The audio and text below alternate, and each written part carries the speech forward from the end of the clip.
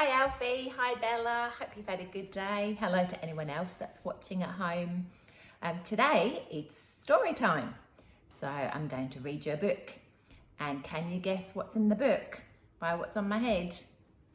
I'm going to tell you a tale about a rabbit. Yeah, that's right. And it's a traditional tale. This one is all about Peter Rabbit. It's a very well-known story. And I found a book that's got some really lovely pictures in it. So we're going to try something new today. And I'm going to read the story for you while you look at the pictures from the book on my computer. So you won't see me, but you'll hear me, but you get to look at all the pretty pictures. So we'll see if this one works. You let us know what you think. All right, so we're going to read The Tale of Peter Rabbit. Here it is.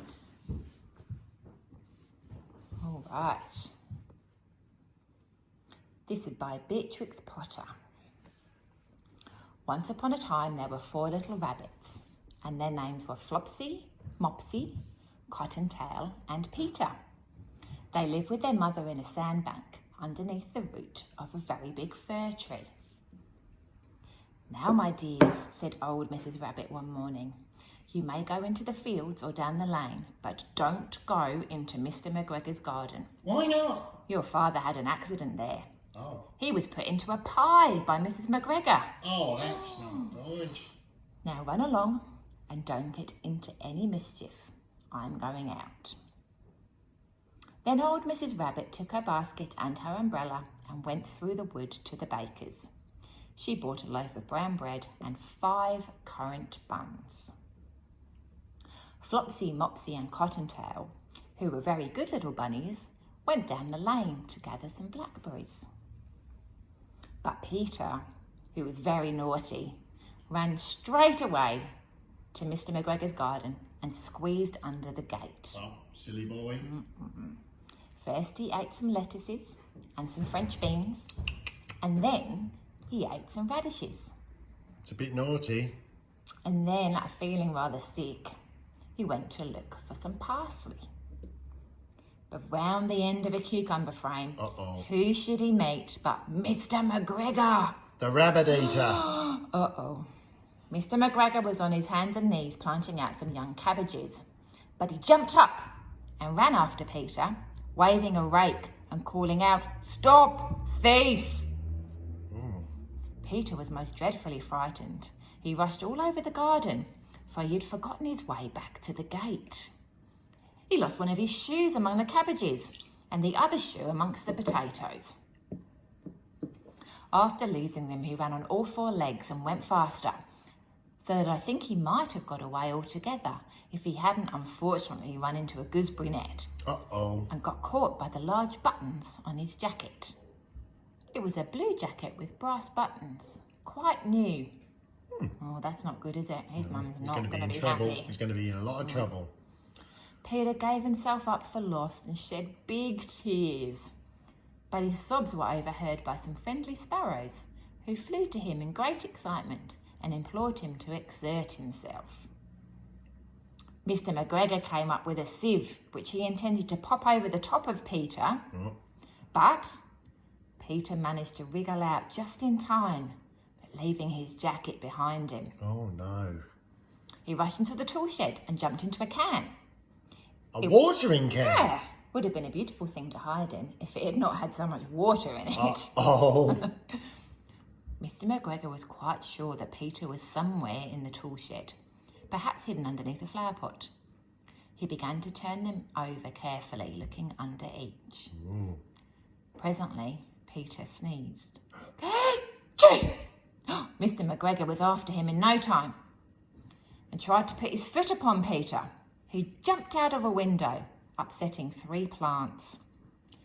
The window was too small for Mr. McGregor, and he was tired of running after Peter, so he went back to his work. Lucky escape. Peter sat down to rest. He was out of breath and trembling with fright. He should have listened to his mum, shouldn't he, really? He didn't have the least idea which way to go either. He was very damp after sitting in that can. After a time he began to wander about, going lippity-lippity, not very fast, and looking all around. He found a door in a wall, but it was locked, and there was no room for a fat little rabbit to squeeze underneath. An old mouse was running in and out over the stone doorstep, carrying peas and beans to her family in the wood. Peter asked her the way to the gate, but she had such a large pea in her mouth that she couldn't answer. She only shook her head at him.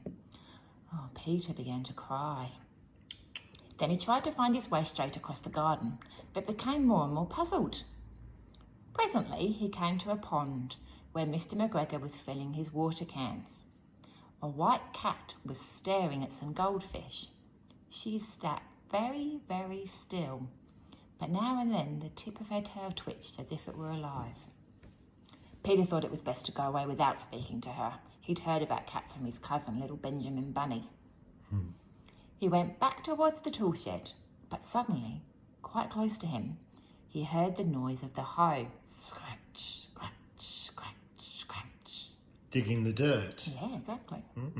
Peter scattered underneath the bushes, but presently, as nothing happened, he came out and climbed upon a wheelbarrow and peeped over. The first thing he saw was Mr. McGregor hoeing onions. His back was turned towards Peter, and beyond him was the gate. Got to get past him. Peter got down very quietly off the wheelbarrow and started running as fast as he could go along a straight walk behind some blackcurrant bushes.